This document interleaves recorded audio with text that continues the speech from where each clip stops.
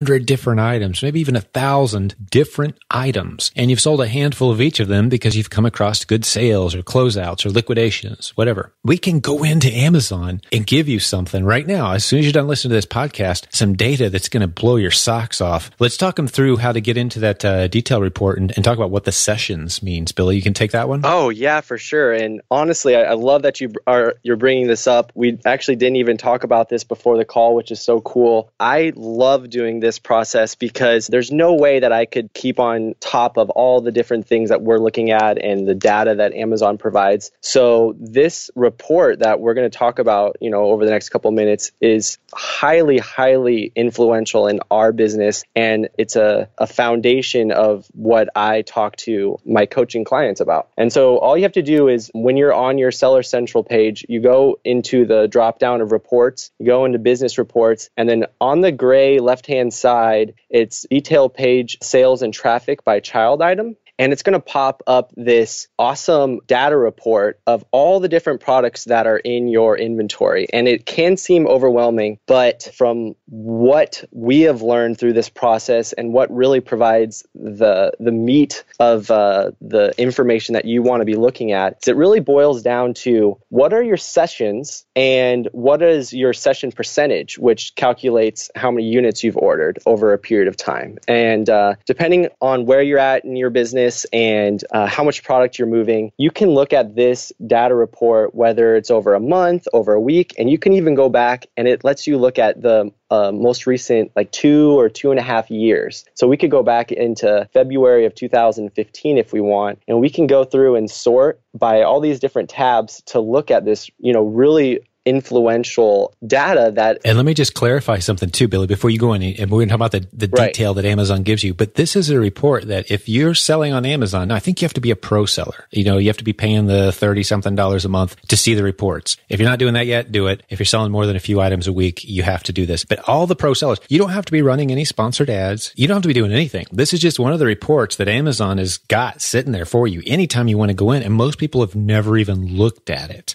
But it's got some golden nuggets right there on the page for you. So yeah, go ahead, Bill. I just want to make sure we weren't leaving anyone in the dust thinking, oh, I don't have reports. Yeah, you do. If you sell on Amazon, you've got reports. Oh yeah. And this one is pretty much the most important one that we check on a day-to-day, week-to-week, month-to-month, season-to-season, year-to-year. And so you mentioned sessions, and I had talked about it just briefly a few minutes ago in the call, and I just want to make sure that everyone has a quick definition of what we understand sessions to be. And Amazon has this long, drawn-out definition of it, but it really boils down to how many unique shoppers, how many people who actually went on and looked at your images, looked at your description, scrolled through your listing, and were ready to buy your product. How many of those shoppers found your page within that period of time? And so you'll see page views over there, which, yeah, it's cool to see how many page views you got, but the sessions are the meat of how much traffic is being pushed to your listing. So then all you have to do is look at how those sessions relate to the units ordered. And you can sort, one of my favorite things that I like to do is I like to sort by the unit session percentage, because the unit session percentage is showing you your conversion rates. And I'm not trying to get caught up in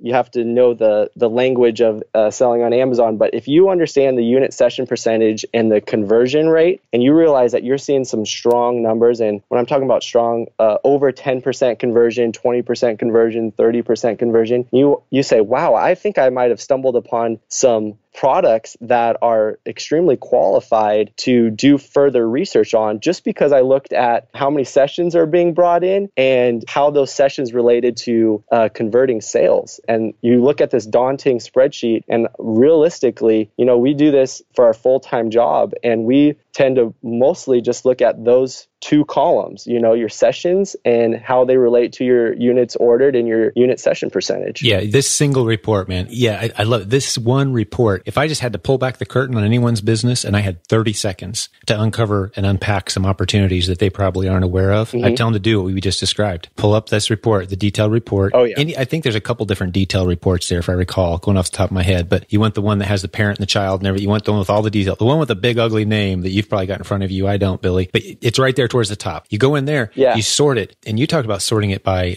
the session. It's called session conversion percentage. Was that what they call it? Yeah. So just if for everybody who's jotting down notes during the podcast, the actual report's called the Detail Page Sales and Traffic by Child Item. It's under the ASIN column. A horrible name. Horrible name for a report, man. Yeah, horrible name. And what I was talking about, which I personally love to do, is I love to sort by the unit session percentage. Unit session percentage. Right. And it's up on the gray top hand bar, and there's a little white arrow that when you hover over it, you can just click on that. Click and sort. And you can sort descending. And what that's going to do is it's going to sort your highest converting products all the way down to your least converting. And for the seller who is clicking and they're like, okay, I'm vibing with you, like I understand where you're going, this tells you right off the bat with your listings that you've already had sales history with, was that a traffic issue or was that a conversion issue or both or neither? And Brett talks about this, and you guys have most likely talked about this in different podcasts and webinars that a lot of you have heard. But if you haven't, it's super important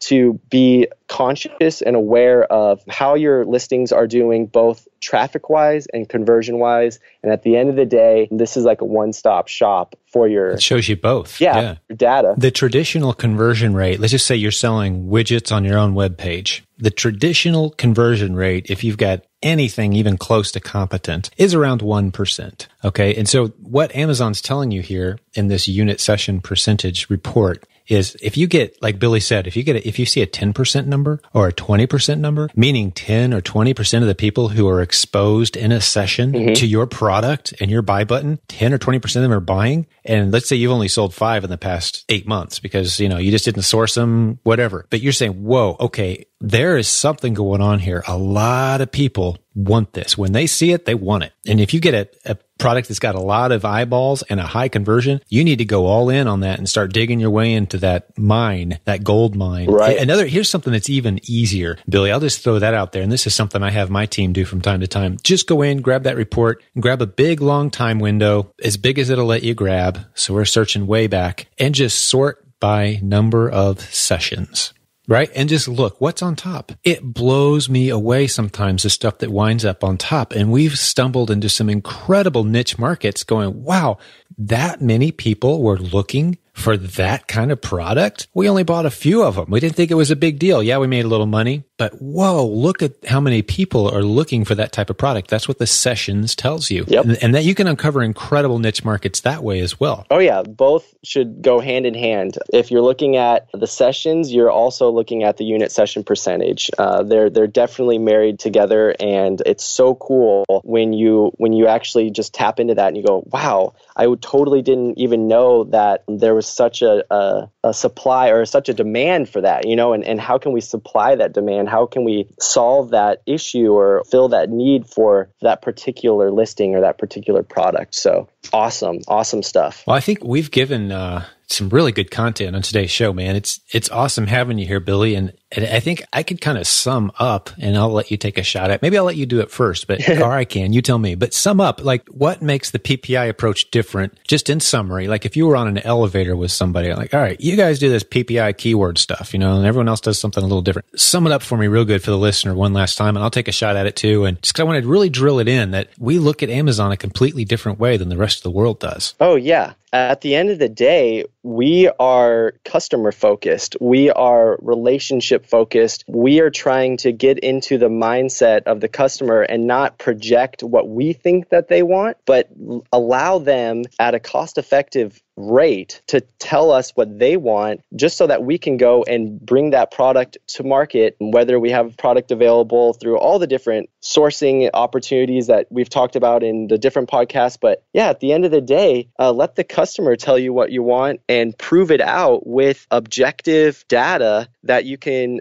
find through the ad campaigns. That's all beautiful. PPI really is at the end of the day. Yeah, just stop guessing, right? There's no need to guess. Yep. No need to guess and spend a bunch of money and hope that it works out. We've eliminated that part of growing a business on Amazon. Well, I'm not going to try to say it any better than you did, man. That was beautiful. That was great. It's been awesome having you here with us, Billy. Listener, thanks for going through this today. I know it was a little more techie than some of our episodes, but we got a lot of people who listen who are just very well positioned for this content today. And some of you may be thinking, well, I'd like to work with a coach, right? Like, how's this work? Give us a call. It's a very friendly conversation. We're not high pressure around here. We will talk and see if it's a good fit for you or not. We've been doing coaching, Billy, now for way over a decade, and literally you will not find one person out there. You can do your homework and do your research. You can Google it day and night. You will find nothing but success stories because we leave everybody happier than we found them. Even if they decide coaching isn't for them, they just call in and have a conversation. We'll leave you better than we found you every single time. We're here to serve and to create success stories. And it's not a good fit for everybody, but for some people it is. We'd love to help you get rocking on Amazon or any of the other business models you've heard us talk about. But today's show has been all about Amazon, digging into some of that keyword data. So hopefully we didn't nerd out too much on the listeners today, but I think, man, I think this was really good stuff. And it's great getting to know you a little bit better, Billy. Oh, yeah. Hanging out with you a little bit, man. I mean, we've hung out a couple times now, but just such incredible team we've built here. Can't wait to see you in Orlando in September, right? So be there. Come say hey to Billy. Tell him he did a great job on today's episode when you see him in Orlando in September, guys. But hey, I think I'm going to sign off here. Thank you, listener, for hanging out with us today. Hope you got some great value from this podcast. Leave us your feedback. Check the show notes. Go to silentjim.com, and jump in there. You can see the show notes for this episode. Leave us feedback, suggestions, and comments. We make this show for you. It's all about you, the listener. So you tell us, what do you want to hear more of? What do you like? What don't you like? We're here to serve. Thanks for being with us today. This is Jim signing off, Silent Sales Machine Radio. Talk to you again real soon.